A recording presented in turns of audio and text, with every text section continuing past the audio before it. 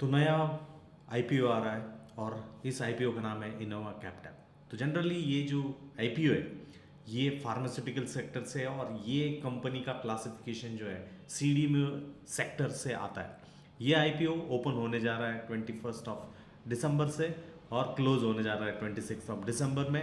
तो इस वीडियो के माध्यम से इस आईपीओ में क्या क्या विशेषताएं हैं और कंपनी किस तरीके से फार्मास्यूटिकल सेक्टर में अपनी नींव लगा रही है उसके बारे में हम चर्चा करने वाले हैं। यदि आप इस वीडियो में नए हो देन डेफिनेटली इस वीडियो को लाइक ज़रूर करिएगा और चैनल पे नए हो तो इसे सब्सक्राइब ज़रूर करिएगा।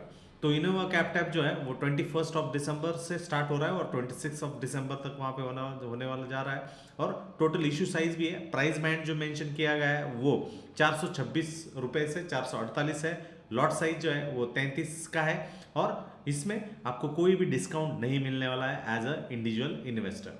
तो अल्टीमेटली ये जो कैपटैप कंपनी जो है या फार्मास्यूटिकल जो है वो क्या काम करती है, तो ये जनरली अनुसंधान, विकास, निर्माण, दवा वितरण और विपणन और निर्यात सहित फार्मास्यूटिकल की मूल्य श्रृंखला के में उपस्थिति के साथ वो भारत में एकीकृत दवा कंपनी है।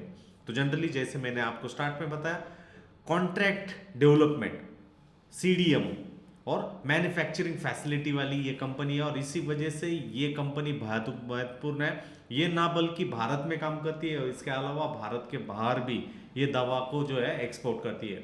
और इनका जो मैन्युफैक्चरिंग का जो एग्रीमेंट है वो डब्ल्यूएचओ के साथ और यूरोपियन यूनियन के साथ जो है जीएमपी प्रोडक्ट के लिए और अदर मेजर रजिस्ट्रेशंस के लिए।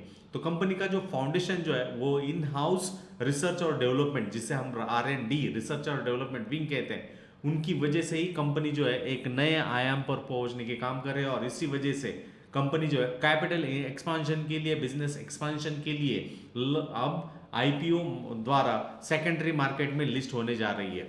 तो जनरली भारतीय उद्योगों के सामने क्या जोखिम और चुनौतियां है, तो कंपनी के लिए या फार्मास्यूटिकल गवर्नमेंट की जो रेगुलेशन जो चेंजेस होते हैं वो उनके लिए है। इसके अलावा जो कच्चा माल या इंपोर्ट जो है वो चाइना से जो आता है, इस वजह से भी जो है कंपनियों के लिए एक चुनौती भरा वो चीज़ रहता है। इसके अलावा घरेलू फॉर्मुलेशन उद्योग जो है वो अत्यधिक खंडित होता है क्योंकि विनिर्माण आधार जो है कुछ ही राज्यों में उसका केंद्रीकरण हो चुका है, कुछ ही गिने चुने चुनिंदा ही राज्यों में उसका मैन्युफैक्चरिंग हो जाता है। तो इस वजह से वो डोमेस्टिक फॉर्मुलेशन उद्योग जो है वो एक कॉन्सेंट्रेटेड जोन या टेरिटरीज में वहाँ पे। इसके अलावा अमेरिकी बाजार में ये एक्सपोर्ट करते हैं, जहाँ पे आपको इस स्लाइड में दिखा जा रहा है कि 46% जो है एक्सपोर्ट वहाँ पे होता है और यूएसए का लगभग 50% वहाँ पे स्टेक है। और इसी वजह से अमेरिका में जो ओवरऑल कीमतों का निर्धारण का दबाव रहता है, इस वजह से भी भारतीय जो फार्मास्यूटिकल इंडस्ट्री है उन पर वो एक दबाव वहाँ पे रहता है। यदि हम ग्लोबल फार्मास्यूटिकल मार्केट्स का वैल्यू का यहाँ पे एक अंदाज वहाँ पे लगाने की कोशिश करें तो लगभग 2023 के फाइनेंशियल ईयर से 2027 तक प्रोजेक्टेड यहाँ पे एक साइकिल किया गया है, जहाँ पे 4.5 से 5% का CAGR के तहत ये ग्लोबल फार्मास्यूटिकल वैल्यू जो है वहाँ पे बढ़ने वाली है। और इसी वजह से ये जो कंपनी है कैपटैप, उसमें एक बहुत ही अनोखा रोल वहाँ पे प्ले करती हुई दिख सकती है क्योंकि इसका जो फोकस है वो सीडीएमओ में है और इसी वजह से इसके साथ उनके पास एक स्ट्रॉन्ग रिसर्च और डेवलपमेंट के साथ 1000+ एम्प्लॉय उनके पास होने की वजह से वो एक चीज़ अच्छी तरीके से कगार करती है।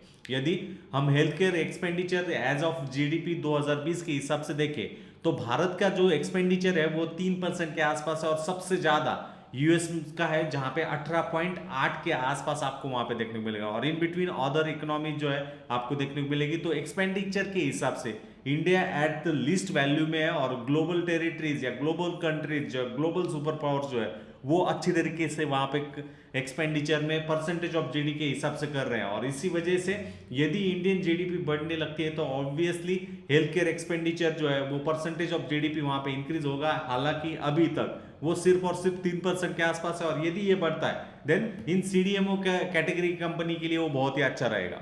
तो सीडीएमओ का लॉन्ग फॉर्म जो है वो कॉन्ट्रैक्ट डेवलपमेंट और मैन्युफैक्चरिंग ऑर्गेनाइजेशन सर्विसेज है। इसमें जो है रिसर्च और एनएससी डेवलपमेंट जो है वो कंबाइन तरीके से होता है। ड्रग सब्सटेंस और product development, API production, formulation, drug production और पैकेजिंग और सप्लाई चेन, ये सारे स्टेजेस वहां पे रहते हैं। ड्रग डिस्कवरी और pre clinical trials, specimen developments और क्लिनिकल ट्रायल जो है वो जनरली इसी सीडीएमओ बिजनेस द्वारा वहां पे की जाते हैं, और उसके बाद कमर्शियल प्रोडक्शन और डिस्ट्रीब्यूशन में भी वो अच्छी तरीके से हाथ बटाते हैं, क्योंकि स्केलेबिलिटी करने के लिए वो बहुत ही महत्वपूर्ण तरीके से काम आउट कर जाता है। और इसीलिए सीडीएमओ में जो गिने चुने लिस्टेड प्लेयर्स है उनमें ये बहुत ही इंपॉर्टेंट चीज वहां पर रह सकता है। ग्लोबल फॉर्मुलेशन ऑफ आउटसोर्सिंग, मतलब यदि किसी ने कोई मेडिसिन वहां पे बनाई है बट वो बनाने के लिए उसका खुद का मैन्युफैक्चरिंग प्लांट वहां पे नहीं लगा पा रहा है, नहीं लगाना चाहता है, तो अल्टीमेटली वो आउटसोर्स कर सकता है। और उस केस में ये सीडीएमओ बिजनेस जो है वो बहुत ही इंपॉर्टेंट रोल प्ले करता है। और उसका भी 2023 से 2027 तक जो सीएजीआर जो है, कंपाउंड एनुअल ग्रोथ रेट, वो लगभग 6 to 7% के हिसाब से रहने वाला है। और ये जो सोर्स जो वहां पे दिया गया है वो क्रिसिल एमआई और ये रिसर्च द्वारा वहां पे पब्लिश किया गया है। तो वैश्विक बाजार में यदि इंडस्ट्रीज का या कैपटैप के बारे में हम बात करें तो अल्टीमेटली ग्लोबल फार्मास्यूटिकल बाजार में कैलेंडर वर्ष 2017 से 2022 के बीच में वैश्विक फार्मास्यूटिकल बाजार ने जो है 5% की वृद्धि वहां पे दर्शाई है। और अगले 5 सालों में ये वृद्धि लगभग 2027 तक 17 से 50 बिलियन से 18 से बिलियन तक वहां पे अमेरिकन डॉलर में पहुंचने का उम्मीद जा रही है। और उसमें ये की प्लेयर्स जो कि सीडीएमए बिजनेस में वाले वहां पे एक इंपॉर्टेंट काम करते हुए दिख सकते हैं। इसके अलावा ग्रोइंग डिमांड जो है जेनेरिक्स और बायोलॉजिक्स की वजह से वो भी है। और यदि कोई भी फॉर्मुलेशन ऑफ दवाई वहां पे होता है देन अल्टीमेटली वहां पे सीडीएम के लिस्टेड प्लेयर्स में वहां पे सबसे ज्यादा अपॉर्चुनिटी जो है वहां पे क्रिएट हो सकती है।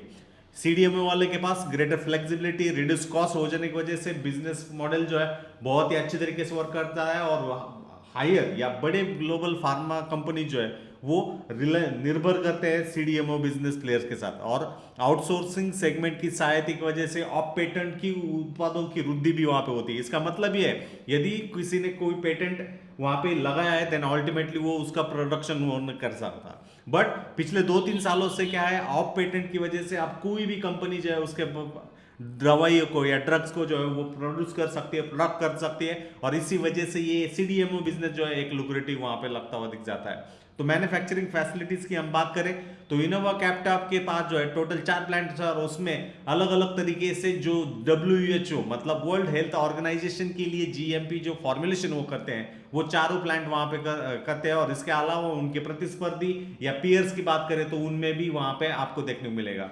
फाइनेंशियल की रेशियो कंप्यूटर्स यदि देखें फाइनेंशियल ईयर 2023 के लिए तो इनोवा कैप्टॉप जो है ऑपरेटिंग प्रॉफिट मार्जिन लगभग सेकंड हाईएस्ट जो कि 11.56% के आसपास है। और आरओसीई और आरओई भी एक लगभग 30 के ऊपर है as compared to other players. Innova Captab जो कि प्रोफार्मा कंडेंस कंसोलिडेटेड लेवल के हिसाब से वहां पे दिखाया गया है। और इसी वजह से वो एक बहुत ही अच्छी तरीके से लुक्रेटिव वैल्यू इनोवा कैप्टॉप वहां पे लगाता है। रेवेन्यूज फ्रॉम ऑपरेशंस की हम बात करें तो लगभग 11,185.96 लाख के आसपास वहां पे रेवेन्यू ऑपरेशंस के माध्यम से किया गया। और वो फिक्स एसेट टर्नओवर या आरओसीई और आरओई की बात करें, डेट टू इक्विटी रेशियो की बात करें, उसके कंपैरेटिवली ये बहुत ही अच्छी तरीके से वहां पे वर्कआउट करता हुआ दिख रहा है। यदि हम की प्लेयर्स के साथ इनोवा कैप्टॉप मतलब इनोवा कैप्टॉप की जो क्लासिफिकेशन है वो सीडीएमओ बिजनेस में और सीडीएमओ बिजनेस में अदर फार्मास्यूटिकल स्केल के साथ हम बात करें तो उसमें Suven pharma, Torrent pharma, Ajanta, Iris life science, Indoco remedies, JB chemicals, Laurus lab, Natco pharma आपको वहां पे देखने को मिलेंगे।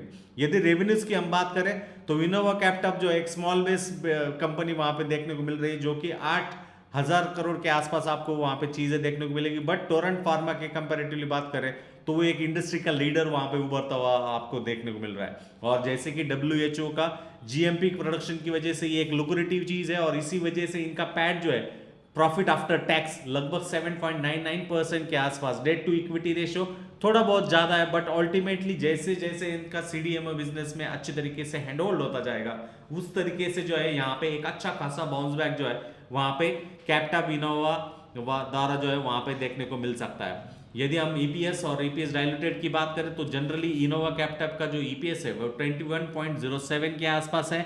एंड अदर लिस्टेड प्लेयर्स की हम बात करें तो उसमें जेबी केमिकल और बाकी वाले अजंता फार्मा जो है वो मोर देन 40 या 50 जोन के आसपास आपको वहां पे देखने को मिल सकते हैं। यदि रिस्टेटेड कंसोलिडेटेड फाइनेंशियल्स की बात करें तो ultimately overall rate return on the worth की हम बात करें तो जनरली वो 2021 से लगातार 23 से 36.58 के आसपास जाता हुआ दिख रहा है, और जनरली कंपनी का प्रॉफिट मार्जिन जो है वो एक एक्सटेंसिवली हायर एंड पे जाता हुआ हमें दिख रहा है, और इसी वजह से ये एक बहुत ही अच्छी तरीके वाली चीज़ वहाँ पे देखने को मिल रही है। तो अल्टीमेटली दोस्तों इसी वजह से हमें एक अच्छी तरीके से चीज़ पता चल रही है कि इनोवा कैप्टअप जो है एक अच्छी तरीके से साउंड मैन्युफैक्चरिंग वाली स्टेटस वाली कंपनी है, और इसी वजह से हमारे लिए बहुत ही अच्छे तरीके वाला पैटर्न वहाँ पे देखने को इस कंपनी में भी देखने को मिल सकता है। जो भी डिस्कशन यहाँ पे किए गए वो सिर्फ और सिर्फ एजुकेशनल पर्पज के हिसाब से। यदि आपको इस आईपीओ को अप्लाई करना है तो आपके फाइनेंशियल एडवाइजर को वहाँ पे जरूर मिलिएगा, उससे बातचीत करिएगा, और उसके बाद आपको इससे अप्लाई करना है या नहीं करना है वो आप डिसाइड करिएगा। ये सिर्फ और सिर्फ आपके एजुकेशनल जानकारी के लिए, यहाँ से कोई भी रिकमेंडेशन किया गया नहीं है। यदि आप इस वीडियो को लाइक किया है, आपको बहुत अच्छा लगा है, देन डेफिनेटली थैंक यू, और इस चैनल को आपके दोस्त प्रियजन परिवार के साथ ज़्यादा से ज़्यादा शेयर, लाइक, सब्सक्राइब करिए। धन्यवाद।